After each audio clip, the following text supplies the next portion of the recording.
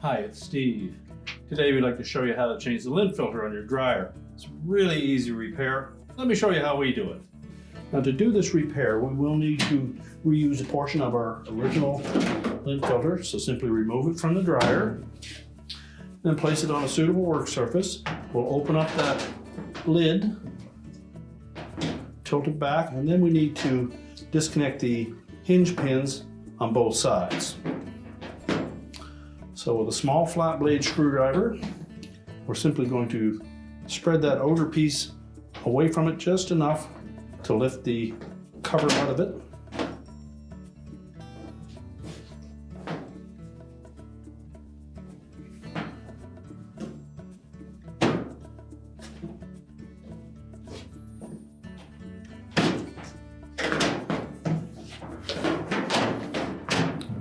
We'll do the same on the opposite side.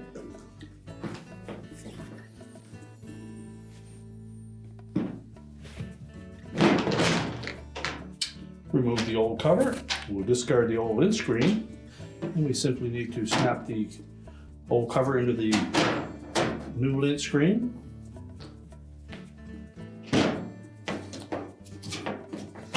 Just line up that hinge pin, force it down into that opening.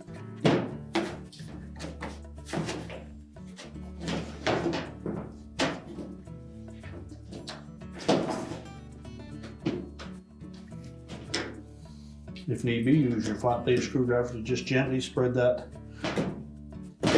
out far enough that the pin will drop into place. Now to ensure that those pins are properly positioned, this lip around that cover should fit around the outside perimeter of the lint filter.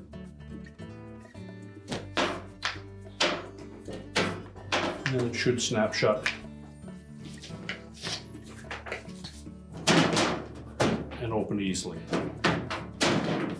We're now ready to put the lint filter back into the dryer.